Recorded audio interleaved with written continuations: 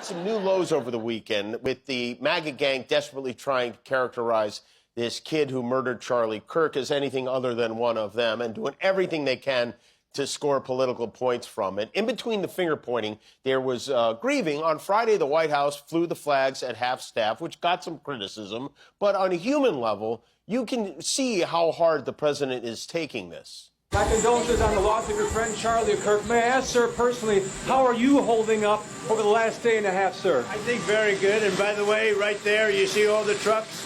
They've just started construction of the new ballroom for the White House.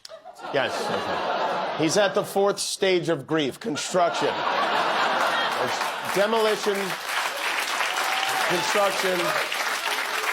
This is not how an adult grieves the murder of someone he called a friend. This is how a 4-year-old mourns a goldfish, okay? How could something as tame as that get the FCC chairman to go on a media campaign, threatening ABC that unless they sack Jimmy Kimmel, they'll have to take what's coming?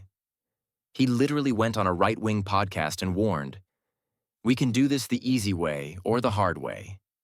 That's not regulation. That's mobster talk. Straight from Trump's playbook. The message was simple: fire Kimmel, or kiss your merger goodbye. And let's talk about Brendan Carr, the FCC's very own flip-flopping free speech philosopher. In 2019, Carr tweeted, "Should government censor speech? Of course not." In 2021, he said, "No government official should ever be involved in newsroom decisions." In 2022, he said, "Political satire is one of the oldest and most important forms of free speech." And in December 2023, less than 2 years ago, Carr declared, "Free speech is the counterweight to government control. Censorship is the authoritarian's dream." That's the same Brendan Carr, the same guy now threatening ABC for airing jokes Trump doesn't like.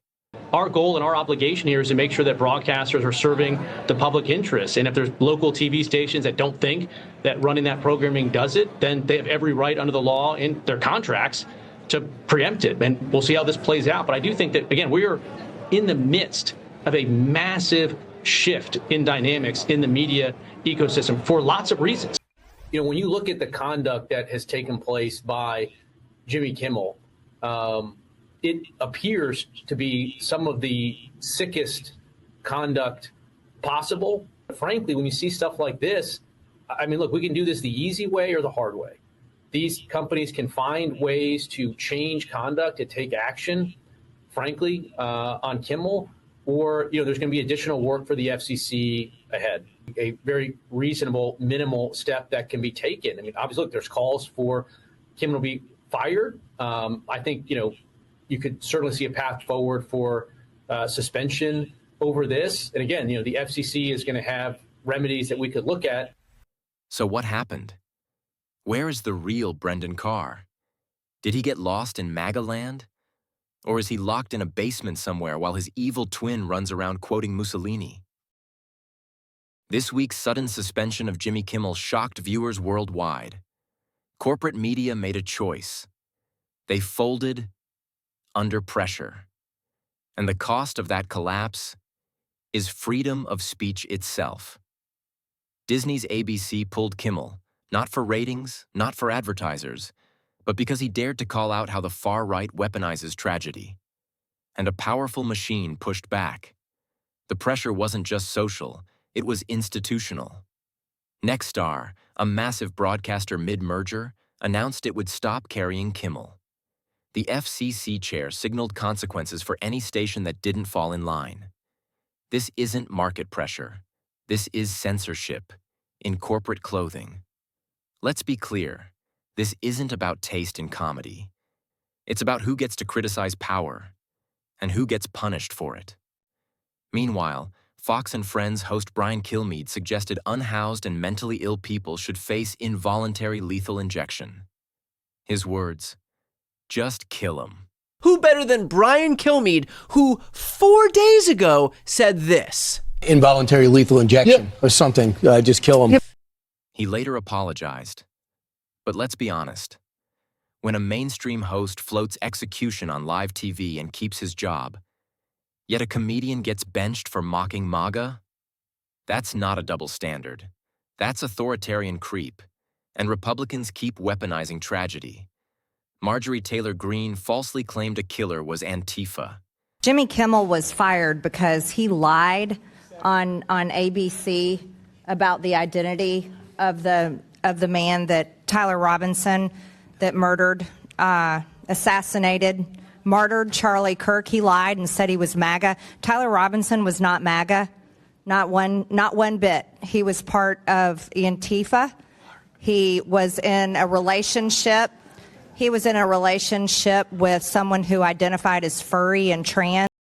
And not to be outdone by Marjorie, the very bearded one, Ted Cruz blamed Democrats for violence without evidence. And Trump? He mocked Paul Pelosi, turned an attempted murder into a punchline, and spread conspiracy theories about the victim. That's not leadership. That's rot. And does anyone remember when this Uber MAGA said this? The left wanted to make comedy illegal, you know? Like, you can't make fun of anything. So then it was like, comedy sucks. It's like, nothing's funny. You can't make fun of anything. It's like, legalize comedy. Yeah. Welcome back to Pushback Network, where we cut through the spin and expose the truth the corporate media won't touch. This pattern isn't new. Nixon kept an enemies list. McCarthy kept a blacklist. Same playbook. Identify, isolate, punish, silence the rest. And Trump? He's importing the authoritarian manual. He praises Viktor Orban in Hungary, where opposition media was crushed. He calls Putin savvy and genius, as Putin turned journalism into a state-run echo chamber. Here at home, Trump weaponizes mergers and FCC leverage. He cheered when Colbert's show was canceled during a CBS merger. He called Kimmel talentless, predicted his firing, and demanded other critics be silenced. This is not random. It's a strategy. Exploit corporate fear, bend institutions, muzzle dissent. Remember, Disney once settled a Trump lawsuit against George Stephanopoulos instead of fighting. That taught Trump a lesson.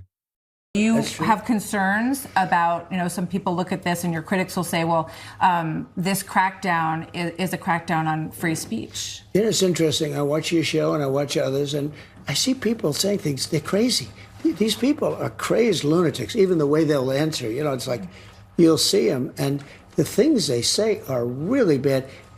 But they look crazy. Jimmy Kimmel was fired because he had bad ratings more than anything else, and he said a horrible thing about a great gentleman known as Charlie Kirk. And Jimmy Kimmel is not a talented person. He had very bad ratings, and they should have fired him a long time ago. So, you can call that free speech or not. He was fired for lack of talent. That lesson is threaten, sue, pressure, and corporations folds and cave in. Like a pack of cards, this isn't just politics. It's a constitutional crisis. When the marketplace of ideas becomes a marketplace of fear, democracy suffocates. But resistance doesn't come from corporate boards. It comes from independent media, from creators who won't sell their conscience, from citizens who refuse to be cowed. That's why Pushback Network exists, to amplify silenced voices, to hold power accountable, to keep truth alive when corporations try to bury it. If you believe in defending free speech and stopping authoritarian creep, hit subscribe, smash like, share this video with family, friends, and loved ones. Together, we grow. Together, we hold the line. Together, we push back. This is Pushback Network. Stay strong, stay informed, and keep pushing back. Human level, you can see how hard the president is taking this. My condolences on the loss of your friend Charlie Kirk. May I ask, sir, personally, how are you holding up over the last day and a half, sir? I think very good. And by the way, right there, you see all the trucks? They've just started construction of the new ballroom for the White House. Yes. Okay. He's at the fourth stage of grief, construction. There's demolition, construction. This is not how an adult grieves the murder of someone he called a friend. This is how a 4-year-old mourns a goldfish, okay? The point is that Kimmel's comments went way too far for some television executives. Not for me, not for you, but for them.